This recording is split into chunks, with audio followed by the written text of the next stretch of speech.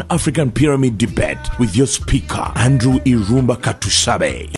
Is it a preserve view in that America can create any weapon on this planet Earth, but another country is not allowed? Is it under the UN Charter? Why do they get those rights of you having the right to manufacture whatever you want, but another one must not? The problem stems up from the 1990 to 1991, 2 years. The first year of 1990, when an agreement was struck out, to the extent that the United States and the NATO would never extend eastwards. Now, this agreement of 1990 was before the collapse of the Soviet Union. So the agreement was between the United States and the Soviet Union. Clearly, when the Soviet Union collapsed in 1991, all provisions and clauses of the agreement did not continue to hold against countries that had now skedaddled from the Soviet Union. Ukraine being one of them, right, Honorable Chair. So, the justification for the application by several countries, including Ukraine, to join NATO, thereby Russia interpreting it as a design by NATO extending eastwards, which is contrary to that agreement of 1990, does not arise to the extent that now these are sovereign states taking decisions over where to belong.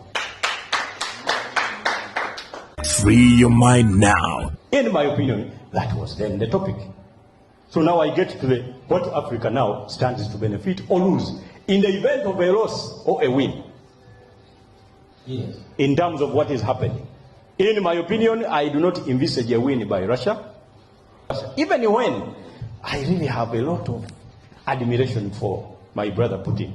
But in the event of a loss, I know that a state of ungovernability is going to be established in Russia, and probably pursuant to agitations by Russians that will be actually propelled and promoted away from Russia, might have to remove him and probably have him incarcerated this time if he does not kowtow properly to the established world order. We may not get there. They are all being incited now to get to the drawing table, to talk peace. Because now everybody is threatening that my fingers at the node of the nuclear weapon are getting very close.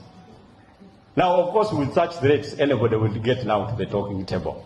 Because these world powers, it will be the last decision to actually touch the nuclear weapon node. In my opinion, then, talks may be established, but sanctions may not be removed.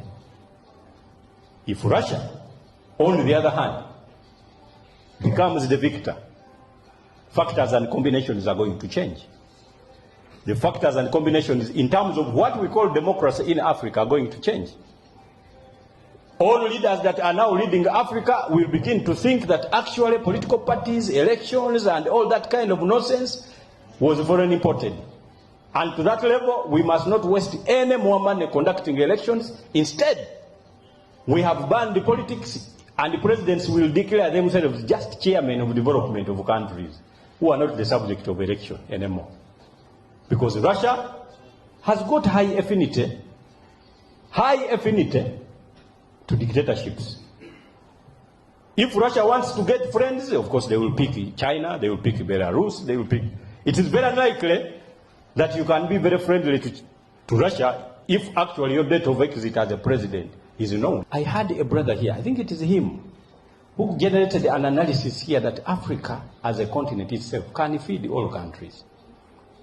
Our natural resources are existent to the extent that if nurtured well, we can feed Africa. Why don't we do so? Free your mind now. America prides itself with a population of over 300 and something million people.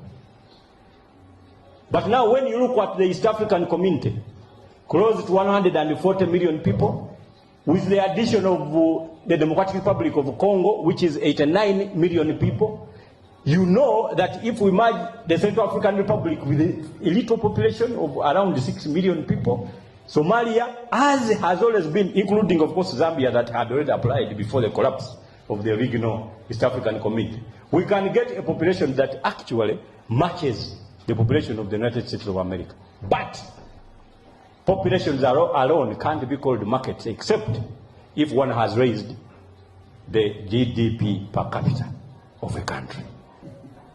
So, Right Honorable Chair and members that are here, I can safely tell you that the African nations now need to fasten, tighten, and increase economies of integration. Thank you so much, Mr. Kojo from Ghana. Thank you so much, Mr. Manfred Mukasa, civil rights lawyer from Nigeria. And thank you so much, our main planner tonight, Honorable Fred Mukasa Mbidde, and